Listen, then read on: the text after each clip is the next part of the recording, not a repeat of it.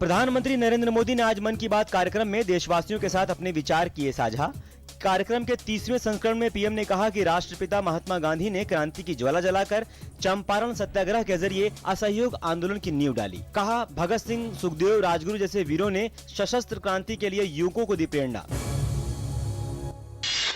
PM ने देशवासियों से न्यू इंडिया विजन पर बात की। उन्होंने कहा कि न्यू इंडिया ना तो कोई सरकारी कार्यक्रम है, ना ही किसी राजनीतिक दल का मैनिफेस्टो है। पीएम ने कहा कि न्यू इंडिया 125 करोड़ देशवासियों का आह्वान है।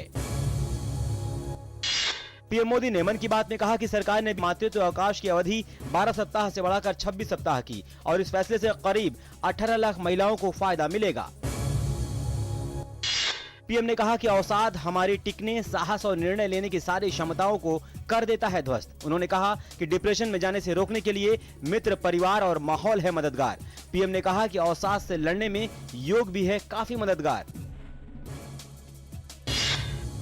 केंद्रीय गृह मंत्री राजनाथ सिंह ने कहा कि बांग्लादेश एवं पाकिस्तान के लगती अंतर्राष्ट्रीय सीमा को मजबूती प्रदान करने के लिए केंद्र ने तैयार की है नई रूपरेखा। उन्होंने कहा कि सरकार की योजना बांग्लादेश और पाकिस्तान के साथ लगती सीमा को सील करने की।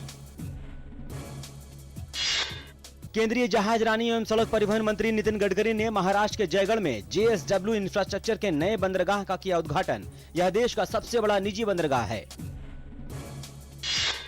केंद्रीय वित्त मंत्री अरुण जेटली द्वारा दर्ज मानहानि मामले में दिल्ली की अदालत का अरविंद केजरीवाल और आम आदमी पार्टी के 5 अन्य नेताओं पर मुकदमा चलाने का आदेश। मुख्य मेट्रोपॉलिटन मजिस्ट्रेट ने केजरीवाल और आपके अन्य नेताओं के खिलाफ आरोप तय किए।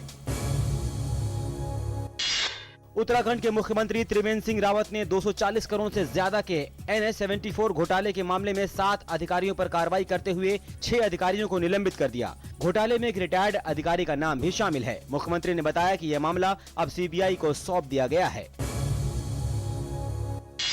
श्रीलंका की नौसेना ने आज सुबह रामेश्वरम से 12 भारतीय मछुआरों को गिरफ्तार किया। गिरफ्तारी के समय ये मछुआरे नेदुनत्तीयु के नजदीक मछली पकड़ रहे थे। श्रीलंकाई नौसेना ने मछुआरों की 2 नौकाओं को भी कब्जे में ले लिया।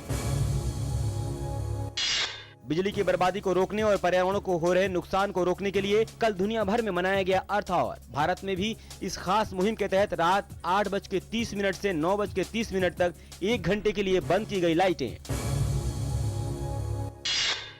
रिजर्व बैंक ने सभी सरकारी और निजी बैंकों को 1 अप्रैल तक सभी दिन काम करने का निर्देश दिया। RBI द्वारा जारी अधिसूचना में वित्त वर्ष के अंत में बैंक से संबंधित सरकारी कामकाज निपटाने के लिए दिए गए हैं निर्देश। केंद्र ने बाबा भीमराव अंबेडकर स्मारक बनाने के लिए इंदू मिल्स की जमीन का मालिकाना हक महाराष्ट्र सरकार को हस्तांतरित कर दिया। केंद्रीय मंत्री स्मृति ईरानी और रामदास अठावले ने कल मुंबई में राष्ट्रीय वस्त्र निगम के स्वामित्व वाले 12.5 एकड़ भूमि के दस्तावेज राज्य के मुख्यमंत्री देवेंद्र फडणवीस को सौंपे। देश में अप्रत्यक्ष कर की नई व्यवस्था GST को लागू करने की दिशा में आगे बढ़ते हुए सरकार केंद्रीय अप्रत्यक्ष कर बोर्ड CBEC का नाम बदलकर केंद्रीय अप्रत्यक्ष कर सीमा शुल्क बोर्ड यानी CBIC करने जा रही है। आज बांग्लादेश अपना स्वतंत्रता दिवस मना रहा है। 25 मार्च की देर रात बांग्लादेश के राष्ट्रपिता माने जाने वाले बंगबंधु शेख मुजीबुर रहमान ने बांग्लादेश के स्वतंत्रता संग्राम का आह्वान किया और देश को आजाद घोषित कर दिया था। ब्रिटेन की संसद ने गिलगिट बाल्टिस्तान को अपना 5वां प्रांत घोषित करने के पाकिस्तान सरकार के कदम की निंदा की। कहा, गिलगिट बाल्टिस्तान है भारत का वैध और संवैधानिक हिस्सा जिस पर पाकिस्तान ने 1947 से किया हुआ है गैर कानूनी तौर पर कब्जा।